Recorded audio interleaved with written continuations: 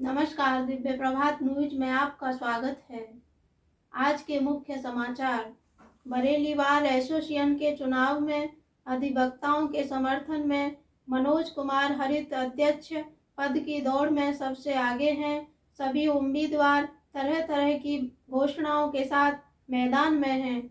वहीं दूसरी ओर अध्यक्ष पद पर कांटे का मुकाबला है, जिसमें एडवोकेट मनोज कुमार हरित व पूर्व अध्यक्ष अनिल द्विवेदी के बीच नजर आ रहे हैं। मुख्य चुनाव अधिकारी जितेंद्र मोहन शर्मा के अनुसार सभी प्रत्याशियों को निर्देश दिए गए हैं। मतदान के दिन कोई प्रत्याशी शराब व हथियार के साथ पाया जाएगा तो उसके विरुद्ध कानूनी कार्रवाई की जाएगी। वहीं मेरठ में दौराला थाना क्षेत्र के अंतर्गत हुई घटना के संबंध में पुलिस अधीक्षक ग्रामीण द्वारा दी गई बाइट। मनोज भैया जिंदाबाद, मनोज भैया जिंदाबाद, मनोज भैया जिंदाबाद, इस बार मनोज भाई, इस बार मनोज भाई। बार एसोसिएशन के चुनाव में एक और जहां तमाम उम्मीदवार तरह तरह के प्रलोभन देकर अपने वोटरों को लुभा रहे हैं, वहीं दूसरी ओर जिस प्रकार हम देख पा रहे हैं कि आप खुद चैम्बर्स पे जाके लोगों को मिल रहे हैं या जहां जहां लोग बैठे उनके स्थानों पर जाके मिल रहे हैं, कैसा समर्थन प्राप्त हो रहा है आपको? देखिए, बार एसोसिएशन का चुनाव हमारा परिवार का चुनाव होता है और मैं सीट सीट जाके सब लोगों को मिल रहा हूँ, कोशिश कर रहा हूँ जहाँ जो लोग मेरे साथी हैं उनसे मिलूँ जाके। तो वो मुझे बिल्कुल मतलब अभिभूत कर दिया है। उन लोगों ने मुझे इतना समर्थन और प्यार दे रहे हैं कि मैं उसको बिल्कुल बियॉन्ड है उस बात के कि मैं उसको शब्दों में भी नहीं कह सकता। और मैं आपके चैनल के माध्यम से ये भी कहना चाहता हूँ कि मैं उनका बहुत बहुत आभारी हूँ कि वो मुझे इतना प्यार स्नेह दे रहे हैं। क्या खास प्राथमिकताओं की अगर बात करें, आपने घोषणा पत्र नहीं बल्कि एक संकल्प पत्र लिया है, इस संकल्प पत्र की क्या खास प्राथमिकता है? बहुत सारी चीज़ें उसमें मैंने लिखी हैं। सीटों का अरेंजमेंट है, नए नए जो कनिष्ठ अधिवक्ता हैं उनको जो है सीटों का इंतज़ाम हो, बैठने की व्यवस्था हो, उनको विधि व्यवसाय करने के लिए उचित वातावरण मिले, और एक हेल्थ जो हमारे यहाँ सबसे बड़ी जो प्रॉब्लम है वो ये है कि हमारे पास जो हेल्थ इंश्योरेंस नहीं है उसको मैं लागू करवा पाऊँ, और एक protection act, advocate protection act को मैं कोशिश करूँगा सब लोगों के साथ मिलकर कराने के लिए। वैसे तो मैंने सारी चीज़ें तमाम उसमें यूपीआई के थ्रू पेमेंट्स कराना, बार एसोसिएशन के सारे का जो साथी अधिवक्ता हैं उनको लाइन से बचाने के लिए, जो बड़े लोग बड़े अधिवक्ता हैं उनको, वरिष्ठ जो हैं हमारे, उनको लाइन वगैरह से बचाने के लिए मैंने कहा है कि यूपीआई का भी बंदोबस्त किया जाएगा, और उससे जो है सब लोग अपने बैठे बैठे सारे अपने जो ट्रांजेक्शन्स हैं जो बार एसोसिएशन के संदर्भ में वो सब कर पाएंगे। तमाम उम्मीदवार जिस प्रकार प्रलोभन देकर या अपने वायदे करके एक नेता के रूप में अपनी छवि बनाए हुए हैं, लेकिन वहीं और मैं आपका देख रहा हूँ स्लोगन देखा कि इस बार नेता नहीं साथी चुनिए, क्या कहना चाहिए? मैं नेता था ना हूँ और आगे भी भविष्य में भी नहीं बनना चाहता हूँ। मैं साथी था, साथी हूँ और भविष्य में भी साथी ही रहूँगा। क्या कहना चाहेंगे अपने अधिवक्ता साथियों के लिए? मैं अपने अधिवक्ता साथियों के साथ सिर्फ एक ही बात कहना चाहता हूँ कि इस बार आपको सिर्फ और सिर्फ साथी चुनना है। क्या शुभ नाम है आपका? और जो चुनाव में मैं देख पा रहा हूँ कि आप बढ़ चढ़ के भाग ले रही हैं इसमें, क्या आपका आयोजन है? मैं पूनम हरित एडवोकेट, मनोज हरित मेरे भाई हैं, बड़े भाई हैं, और वो हम लोगों का जिस तरह से मान सम्मान घर में जो प्यार देते हैं उस तरह से वो बार एसोसिएशन की महिला अधिवक्ताओं को भी मान सम्मान और प्यार देते हैं।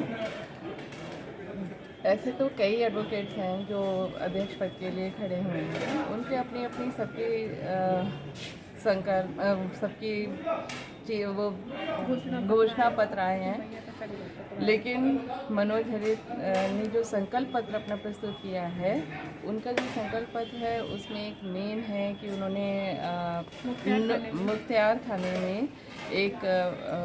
खाने में जो नई बिल्डिंग बनाने का जो संकल्प लिया है वो हम सभी परिवारजन की सहमति से लिया गया है। हमारी माताजी जो अभी नहीं है, गीता हरित, श्रीमती गीता हरित, जो अभी इस दुनिया में नहीं है, उनका नाम आगे रखने के लिए हम लोगों ने सबने मिलकर ये सोचा है कि जो अधिवक्ता न्यू कमर्स हैं जो बाहर अभी उनके पास बैठने के लिए जगह नहीं है, उनको बैठने के लिए जगह देने के हिसाब से जो सोचा है वो हम सब परिवार की सहमति से। जैसा कि आप बराबर कन्विंसिंग में लगातार उनके साथ हैं, आप देख पा रहे हैं कि युवा अधिवक्ताओं का एक बहुत जोश है और वो पूरे समर्थन के साथ मनोज कुमार जी के साथ हैं।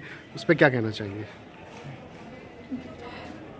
जी, क्योंकि सभी लोगों को सीट चाहिए, क्योंकि सभी बैठने के लिए तो सभी के लिए सीट चाहिए होती है, तो उसके लिए जो है हमारे ज़्यादातर युवा अधिवक्ता जो है रोड किनारे सीट डाले हुए बैठे हैं। स्थान उनके पास बैठने के लिए नहीं है, विधि व्यवसाय करने के लिए वो इधर उधर मारे घूमते रहते हैं। लेकिन अभी तक उन लोगों को कई सालों से कोई भी सीट प्रोवाइड नहीं कराई गई। कई सारे चैम्बर्स खाली पड़े हुए, लेकिन कोई भी उनका आवंटन नहीं कर रहा है। तो अगर वहाँ एक बिल्डिंग बना दी जाएगी, जो मनोज हरित जी ने वादा किया है अपने संकल्प पत्र में, तो हम युवा अधिवक्ताओं का बहुत ज़्यादा सपोर्ट होगा और हमें बैठने के लिए एक स्थान मिलेगा। और वही है कि सब जितने भी नए अधिवक्ता हैं या महिला एडवोकेट्स हैं, उनके जो अपनी महिलाओं की तो अपनी इतनी सारी प्रॉब्लम्स होती हैं, उनको भैया ने ध्यान में रख के थोड़ा सा एक बैठने के लिए सेपरेट जो प्राइवेट तरह से जो अपनी प्राइवेट प्रॉब्लम्स के लिए वो बैठने के लिए अपनी जगह के लिए वो चाहती हैं, उसको पूरा करने के लिए ऐसे ही भैया के बहुत सारे संकल्प में बहुत ज़्यादा चीज़ें ना हो के गिनी चुनी लिमिटेड 5-6 चीज़ें हैं जिनको वो मेन प्रॉब्लम्स है और जिनको पूरा करने में वो समर्थ भी हैं। क्षेत्र में एक महिला है जिनकी 8 वर्ष पूर्व शादी ये सत्येंद्र नाम के व्यक्ति से थाना जानसठ मुजफ्फरनगर में हुई थी, जिससे इनका तलाक हो गया था। और उसके पश्चात ये दूसरे एक नाजिम नाम के लड़के के साथ रह रही थी। वहाँ से आने के बाद फिर इन्होंने अभी 28/11/2023 को इन्होंने एक रविंद्र व्यक्ति जो यहाँ का रहने वाले हैं खतौली मुजफ्फरनगर के, उनके साथ ये रहने लगी थी। इनकी आज इनको गोली लगी थी और इनके उपचार के दौरान मृत्यु हुई है। इनके परिजनों का आरोप है कि जो इनका पूर्व पति सत्येंद्र है उस पर आरोप लगा रहे हैं कि उनके द्वारा ये घटना कारित की गई है।